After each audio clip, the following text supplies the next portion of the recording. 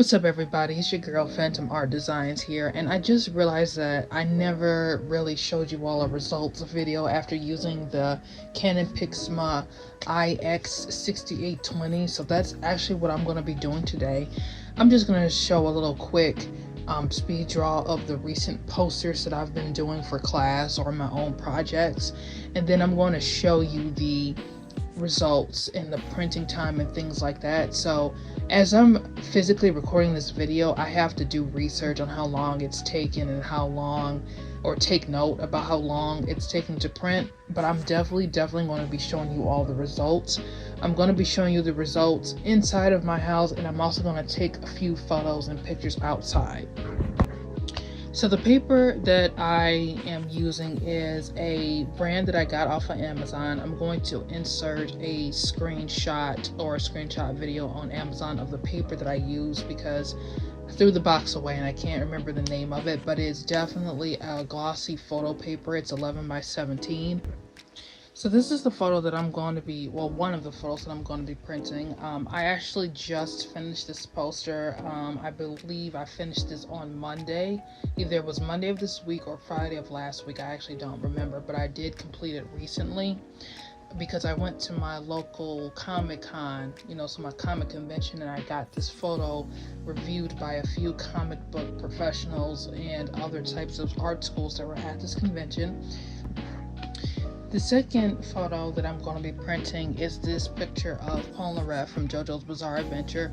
This was actually created this past semester for an intro to illustration class that I had, where my illustration teacher said that we had to remake a poster that was based off of our favorite TV show or book. So I'm going to do a little bit of a tutorial or walkthrough, just something simple that I'm pretty sure a lot of you know, but I'm still just going to do it for the sake of this video. With the Mr. and Mrs. Laurent Theory photo, I have this open in my photo app, so it's not an Acrobat like the other one, but I'll show you how to print from there too.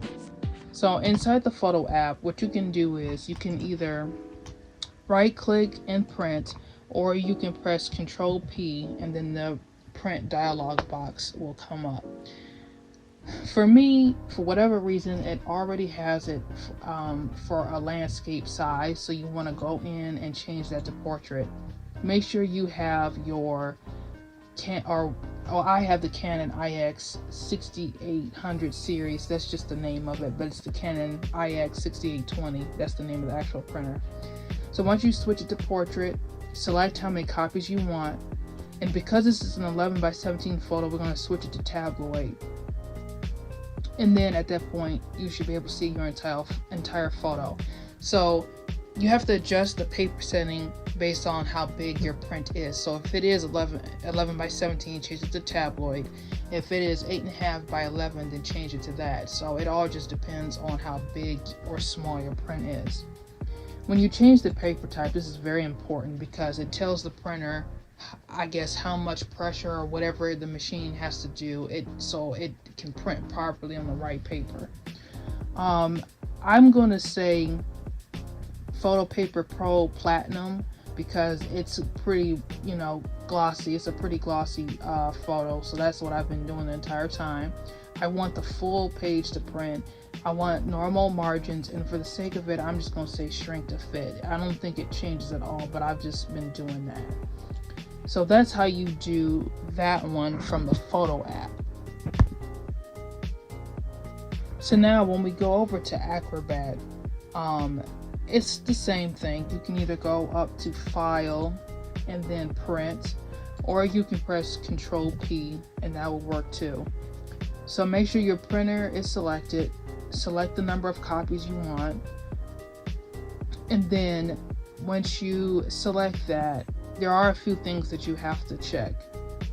There is an option called Poster where it allows you to tile a poster. So if you, let's say, only had 8.5 by 11s and you don't have an 11 by 17, if you go to the poster setting and you adjust the overlap in the tile scale, it's going to tell you how many pieces of 8.5 by 11 paper you need. And so that's kind of another way that you can do it if you don't have the right size of paper. Though I will tell you, the toweling method, if you haven't done that before, it's going to be really hard to fool people when you try to sell something like that, because they can clearly see the overlap.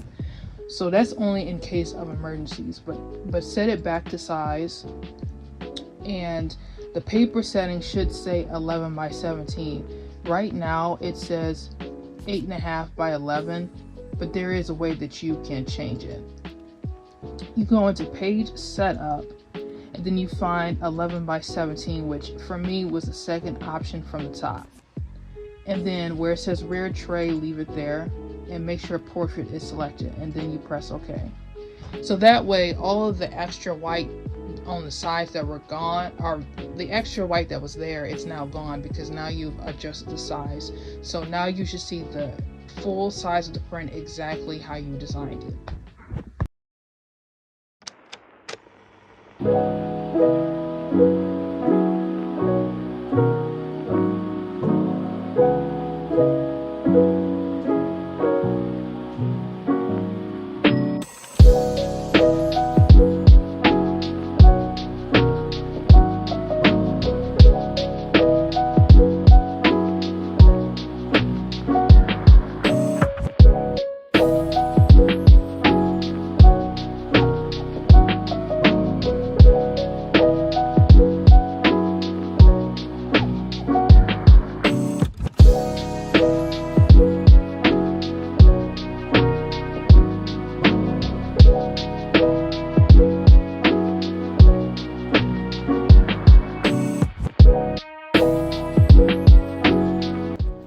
So as you can see, it's also streaking with yellow right here, and so I still haven't figured out how to check the ink levels, but I'm pretty sure as I'm editing this video I'll probably figure it out. So give me just a moment. I also wanted to point out that you don't see any streaks, not in his hair or nothing.